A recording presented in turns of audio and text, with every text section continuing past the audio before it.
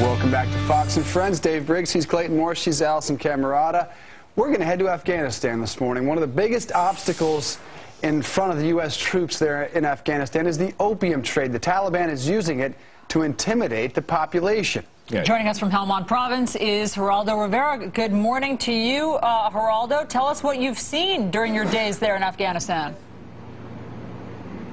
Hi, Allison, Dave, and Clayton. Yes, in some ways, the Marines' brilliantly executed invasion of Marja, this town in the middle of Helmand Province, was the easy part. The hard part now is governing this province, a province, as you suggest, that has become addicted to opium in many, many ways. That is the principal crop that is being grown here. The Taliban lend the farmers the money.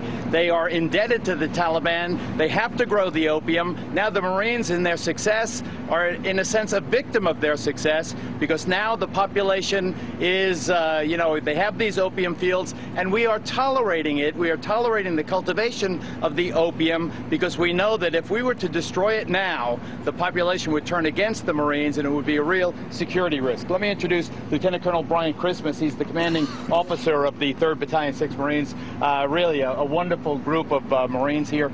I know that you care deeply about this contradiction, the fact that here you have one of the best fighting forces in the world ever mounted, and in a sense you're watching as this opium is being grown. I know it grinds at your gut.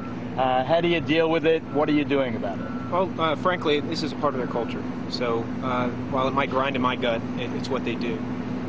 We provide them security, we're providing them resources, and we're providing them alternatives. And the alternatives are different crops to grow. They're getting the seed and the fertilizer to do it. They can rotate any of their crops that they want. If they want to get rid of their wheat and grow cotton for the winter, they can do that, and we're going to help them do it. So the same thing goes for the poppy. So you think that, we were at the market, and everywhere we go, they're selling these little devices. Take a shot of this, Greg.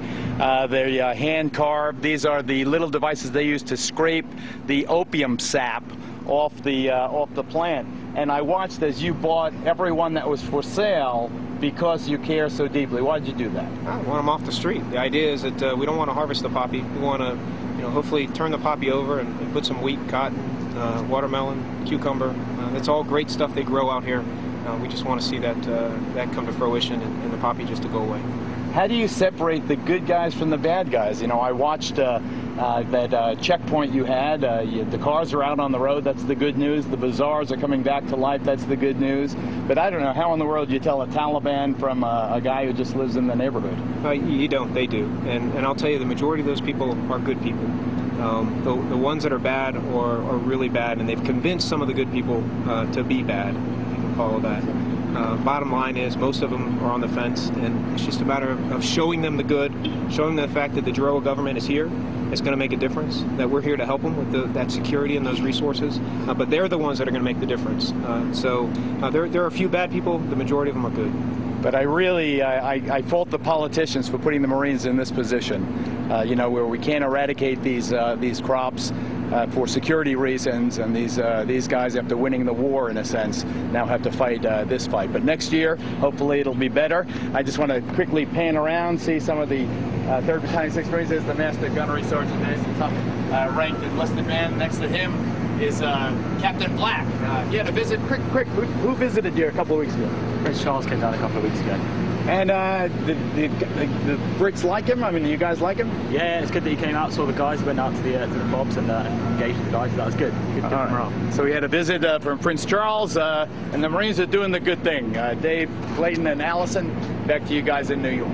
Thank you so much, Geraldo. Thanks so much. I mean, he just explains it better than we can ever read in any paper, what a dilemma it is with the opium trade. And they make so much money off the opium per yard there. They make so much money compared to those other crops. So it sounds great in theory, and Geraldo says this predicament that these politicians have put these guys in to have to tell them, hey, make a lot less money than the heroin you could be making with the poppy. And they can't destroy it. Right. What a difficult position. All right, in the meantime, I do have your headlines for you.